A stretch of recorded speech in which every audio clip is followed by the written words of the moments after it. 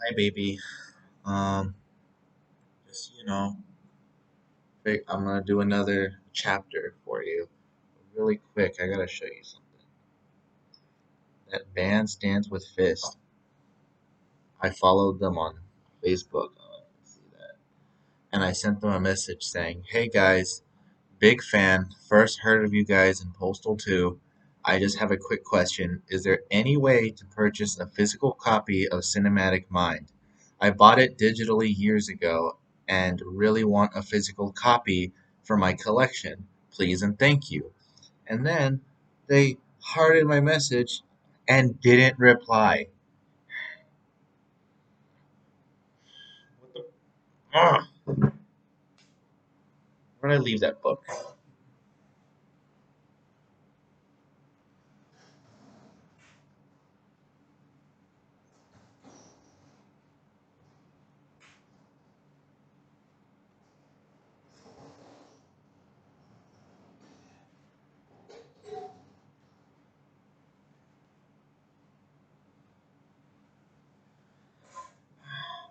Alright, so now we're reading chapter 2.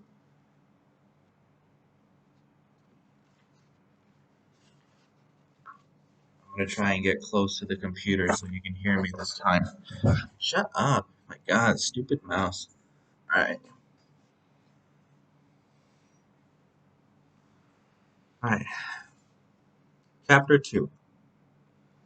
Tracy and I got off the plane in Chicago and boarded a bus filled with future sailors, all of whom had joined to be SEALs.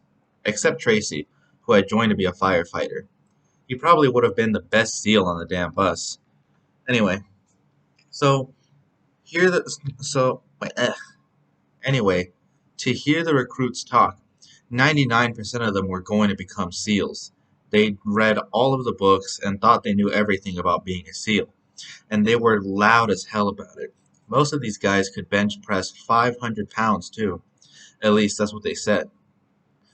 Mm, there wasn't a weight room in sight, so no one could prove them wrong. I heard more than one express absolute certainty he'd make it through the famously tough SEAL selection process. The worst part, I was buying it. I thought I'd prepared myself with my self designed fitness program, but now here with these big city guys who knew much more and were clearly better prepared, I started to wonder, why did I even bother? I'm only from Butte, Montana. I'm not as good or prepared as these guys from Denver or Seattle or wherever. At that age, it takes something special to realize this bravado is 100% BS. It's easy to follow the other sheep and just lie down and it's easy to follow the other sheep and just lie down and quit. Lie down and die. Die of shame and nothing more. It turns out that this is exactly what the SEAL recruiters are watching for. They want the person who can recognize adversity, understand why his peers are folding, but have the will to say, no, I'm better than this. I'm not following the status quo. Nothing is scary. Stress is a choice. I'm moving forward to see what is next.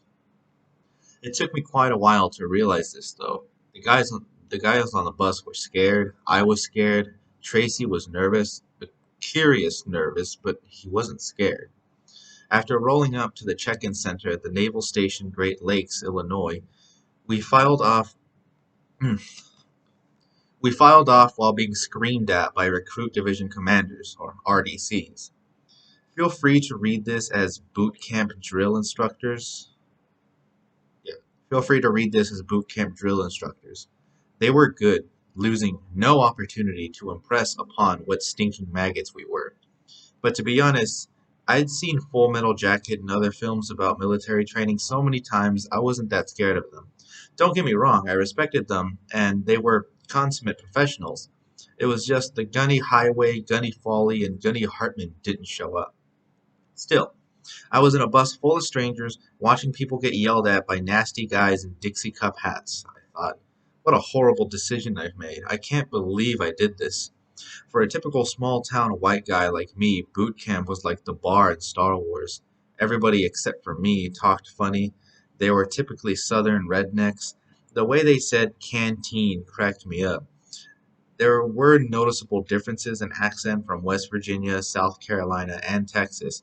We had a few guys from the Philippines, one of whom didn't speak a word of English, who spoke Tagalog or Filipino when among themselves. They may as well have been speaking Wookiee as far as I can tell. The two guys from Brooklyn were nearly as difficult to understand. We also had several black dudes from different parts of the country. The dude from Mississippi was probably the nicest guy in the division and smooth and total Southern James Bond. And we had a couple of guys from the inner city, very cool guys, all joined up to get out of the neighborhood for a while. We all had one thing in common. What the fuck did I just get myself into? The movies made me expect boot camp to consist of endless push-ups in the mud and running everywhere unless you were crawling under barbed wire, but Navy boot camp isn't like that. We spent our days in the classroom learning Navy customs and courtesies, getting yelled at and cleaning up and folding clothes. Sheets, flags, anything that bends. Folding is huge in the Navy. Sailors live in tiny quarters, so we needed to know how to keep our stuff tight and thin. It's amazing the amount of folding we did. I still fold my towels the same way. Fires. Wait, what? Oh. There was a cool week in which we were taught how to fight fires and what the different classes of fires are. That was pretty cool.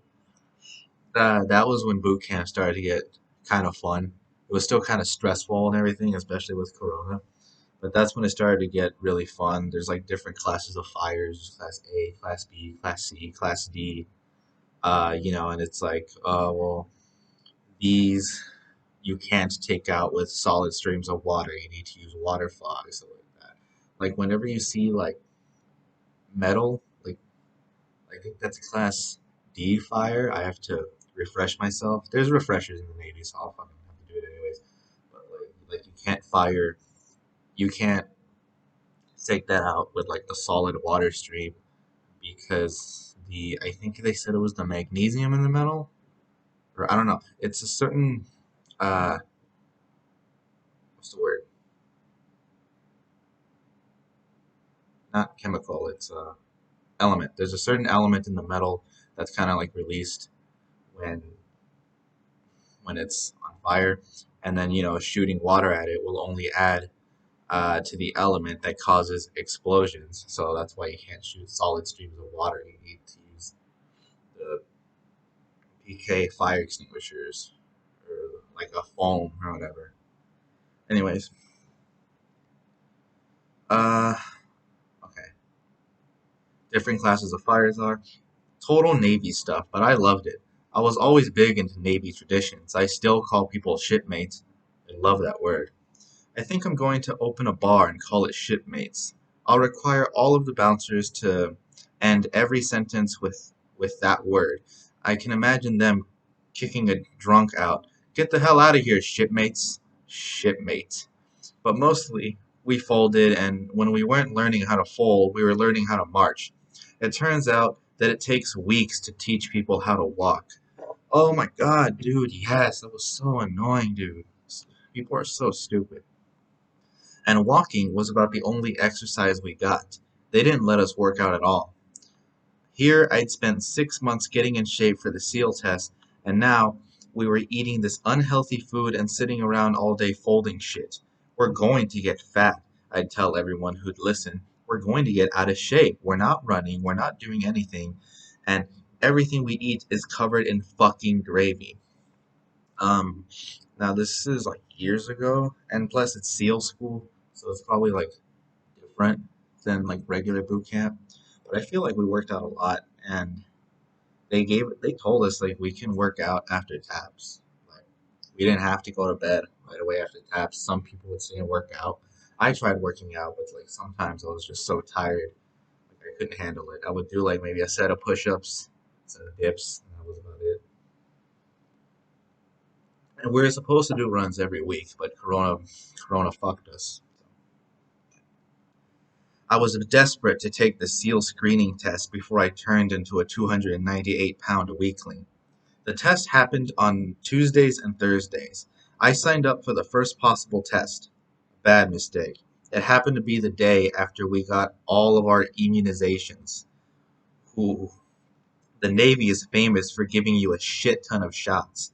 I woke up the next morning feeling sick as hell, bumps and bruises all over my body, my tongue twice its normal size, and covered in felt. I forced myself out of my bunk and discovered I was barely strong enough to stand. I doubted I could do a single push up, much less the 8 you needed to pass. Oh, pull up. Yeah, that happens. That was really annoying. It really hurts to sit down after a while because of the peanut butter shot they give you in your butt. And they give it to you twice. The second time wasn't as bad, for me at least. For some people, it was worse. But that first time sucked, man. And then they gave me like 5 shots in my arm. The way they do it is they have a line of HMs, like a little gauntlet, like 3 over here, 2 over here, with like little boxes full of shots, full of syringes, and a trash can on the floor. And you just have to walk through it. You take like 2 steps, stop, they give you a shot, like really quick, like a, all right, you're done. And then 2 steps, give you another one. Sometimes they'll give you two at the same time. It all depends on what you needed. If you were allergic to like penicillin or whatever, they wouldn't give you some. Um, Brushing my teeth that morning was a challenge. The test seemed somewhere north of impossible. Swim 20 lengths, 500 yards, rest 10 minutes, pump 42 push ups, rest 2 minutes, break off 50 sit ups, rest 2 minutes, do those dreaded 8 pull ups, rest 10 minutes, run 1.5 miles in 11.5 minutes in boots. I dragged myself out of the Olympic-sized indoor pool where a set of bleachers had been set up. A huge seal flag uh, hung up on the wall. The seal insignia is an eagle, representing our ability to fight from the air, perched on an anchor representing our naval heritage, grasping Neptune's barbed trident in one talon, testifying to our ability to kick ass on the ocean, and a flintlock pistol, reminding people that we can also kick ass on land. In the other, it's it's one kick-ass eagle. I stumbled up high into the bleachers and sat down facing the pool. A seal came out to look over the new lot. He was wearing blue trunks with the SEAL Team 3 logo on them and nothing else. The only thing more obvious than my horrible decision to join the Navy was this man's 8-pack abs. He proceeded to walk the length of the bleachers, look us each in the eye, strut to the high dive, climb majestically, knock out a dive that Greg Louganis would have admired for more than one reason, and knife into the water like a thin blade. With almost unwordly powerful strokes, he swam away, vaulted over the edge of the pool, and walked into the dressing room without a backward glance, as if he knew that not one of us deserved a second look. I considered the 500 bald recruit heads descending in rows before me. They turned us they turned as one to a second they turned as one to a second seal on the near side of the pool giving test instructions. I suddenly felt foolish. Every one of these 500 wannabe heroes thought he could become a SEAL, along with every other guy who joins the Navy. What made me stand out? The one non-lame move I made when I enlisted, and only because my Marine friend urged me to do it, was to insist that the recruiter put me in writing that I'd get 3 attempts to pass the SEAL screening test. I was lucky I did. Somehow, I passed the swim, but as soon as I started doing the push-ups, which must be form perfect or they don't count, I knew I wouldn't be able to make the 42 minimum. I was the failure I feared. I had nothing except I did have that signed guarantee of 2 more attempts. By Thursday, whatever poison they'd shoot in my veins the previous Monday had drained away, and I felt like a different man up in those poolside bleachers. I was once again the guy who'd spent 6 months preparing for this very moment. As it turned out, I was one of the few who had been. This would be my first glimpse of the truth that would be pounded into me in years to come. Preparation is everything. We did the 500-yard swim in heats of the 500 recruits. I was one of the only 10 to pass. We had a 10-minute break to change back into our uniforms, then went to do our push-ups. 2 more fell away. All the survivors passed the sit-ups. The final leg of the test, each of the exercises for some reason is called an evolution. Was the oh yeah, that's what they call like anything. Whenever you're doing anything in the Navy, they call it an evolution. I don't know why. Was the 1.5-mile run in boots. The maximum time was 11 and a half minutes. We lost four more. 500 men who'd all conceived themselves they had what it take to become SEALs were now down to four, and this was just to qualify to attempt and most likely fail the 28-week SEAL tryout. Basic underwater demolition SEAL, which makes the screening test look like slurping pina coladas while swinging on a shady hammock. But I was elated. Now I knew I'd be going to Bud's for sure. Just the thought of it, just the thought of it excited me. I'd get to go to Coronado, a naval base that shares an island on San Diego Bay with what travel brochures call a quaint, affluent resort city. So beaches, babes, beer, and I'd get to actually wear the green uniform of SEAL trainees. After I enlisted, I watched all kind of seal movies and read every book that I could find. I finally learned that seals does not refer to the aquatic mammal, but to the sea, air, and land. Clearly, someone wanted to reference the sleek and speedy animal because they grabbed the E they needed from the second letter of the C. By rights, the correct acronym ought to be SAL, but where's the fun in that? SEAL teams evolved from units of Navy frogmen in World War II who were specially trained in underwater survey and demolition. They were counted on to map approaches to beach landing sites and destroy obstacles in the path of an invading force. In the Korean War, these UDTs, underwater demolition teams, were so stealthy and effective that their role expanded to include land combat operations aimed at destroying enemy railroad tunnels and bridges. As one of the UDT officers, Lieutenant Ted Fielding, famously explained, this expansion of duties came about because we were ready to do what nobody else could do, and what nobody else wanted to do. It was for just that reason that in 1961, recognizing the changing nature of warfare, the Navy decided to turn the UDT forces into guerrilla and counter-guerrilla units, not limited to operating in the water and on beaches. That's where the sea, air, and land come in. The first two SEAL teams were formed in 1962. Team 1 was stationed in Coronado and Team 2 in Virginia Beach. SEALs have played a particularly dramatic role in every war and American military action since. Know your history, gents, is a common phrase we use now where you came. I recall being a SEAL I recall being at a SEAL reunion in Virginia Beach some years ago and running into a frogman wearing a World War II veteran bald cap. He looked pretty good for being 90 something. Trying to be smart, I asked him, "When did you go through Hell Week?" "June 6, 1944, he said. I replied, "There was no buds in 1944, thinking I was smart." "There was on Omaha Beach, son. Know your heritage." Now I was going to be part of it. Or at least I would be if I didn't screw up retaking the buds test over and over. I'd noticed something the first time I took it. There were phones in the pool area, and with all the personnel concentrating on the test takers, I could slip away and call home. A rare opportunity in boot camp. I also wanted to stay in good shape as I could prepare for Coronado, and folding and marching wasn't going to cut it, so retaking the test was also my best chance to work out. Every Tuesday and Thursday I'd go down to the pool and go through it all again, get in my reps, and call home. It was a sweet deal, except that if I slipped up, had a bad day, and failed even one of the evolutions on the test, my trip to the beach at Coronado would be canceled. I must have taken the test 10 times, and fortunately my scores just kept improving. One of my closest friends at boot camp was Matthew Paris. I met him the very first day in the makeshift barracks where we were divided into divisions of about 70 recruits each. Matthew and I were in the same division. I instantly looked up to him because he seemed to have his military bearing down. He was so army that he had the drill sergeant, "This will defend," being badge tattooed on his chest. Not surprising since he'd been an army drill sergeant who decided to start over from the bottom in the Navy because, you guessed it, he wanted to become a SEAL.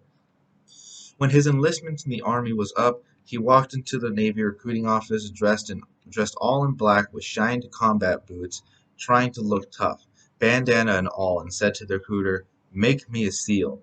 The recruiter regarded him with a steely-eyed squint. "Not looking like that," he said.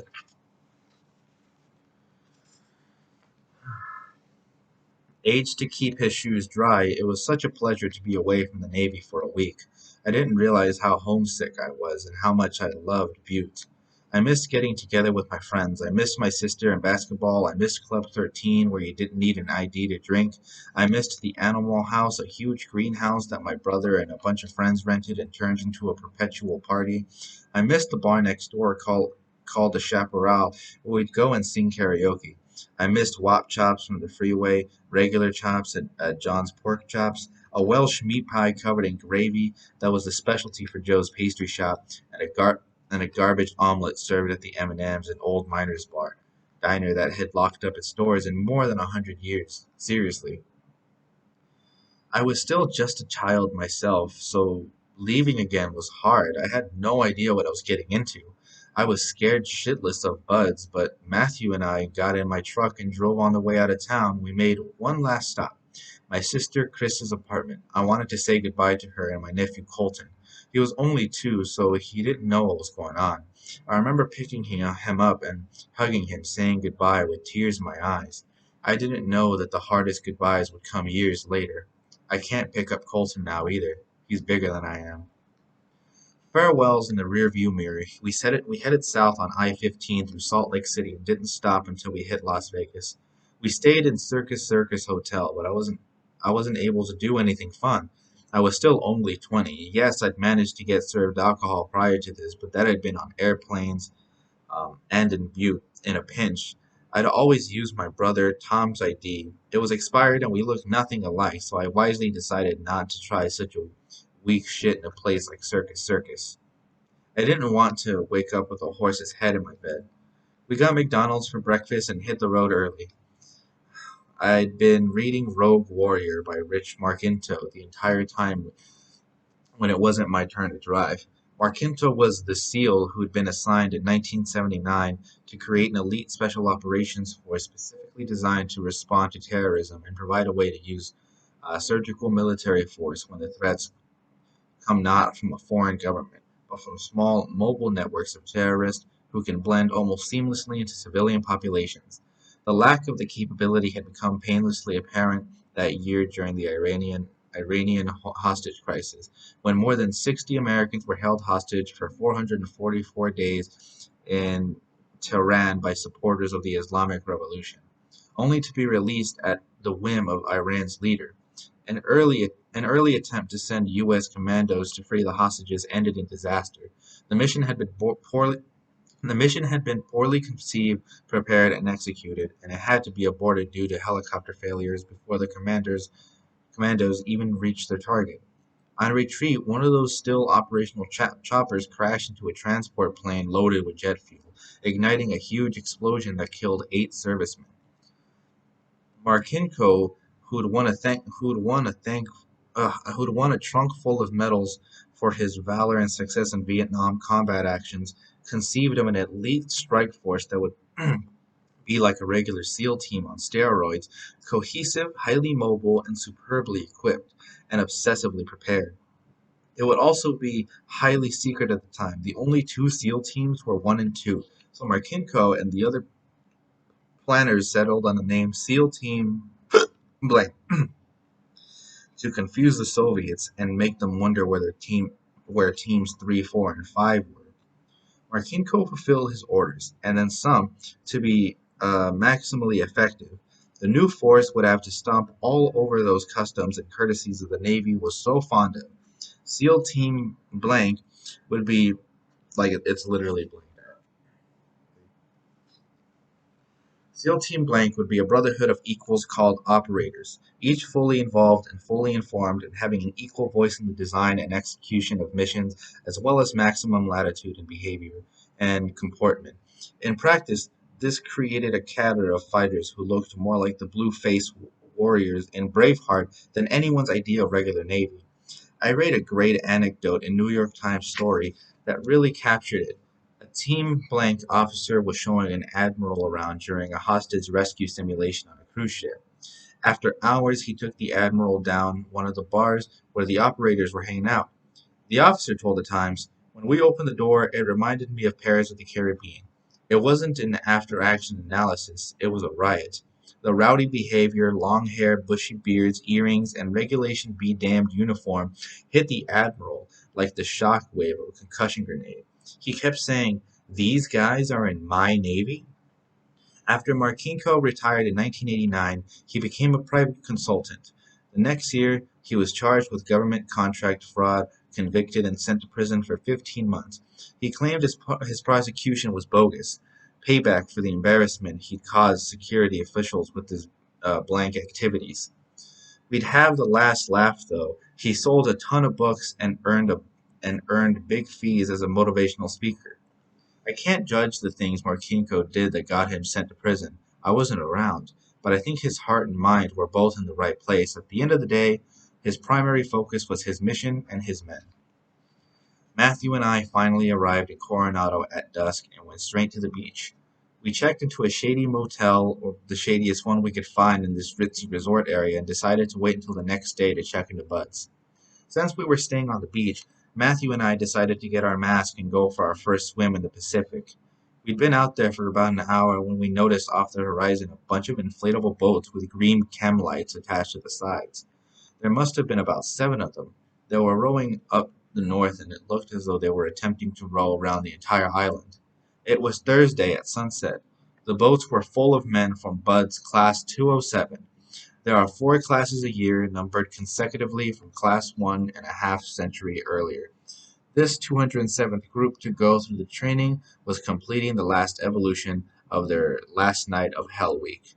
It's called Around the World, a complete circumnavigation of Coronado Island in these inflatable rowboats. The men had been awake since Sunday, but would be done soon. Matthew and I looked at this, and we were in awe. Holy shit, this is real. There they are. We checked in the next day to Bud's, Class 208. And that's the end of Chapter 2. We'll get to Chapter 3 in the next one. These chapters are pretty short. Like, Chapter 3 is like a little longer. They all seem to be more or less around like 15 pages. Yeah. But again, Chapter 3 is almost the length of Chapter 1 and 2 for some reason. Whatever. I love you.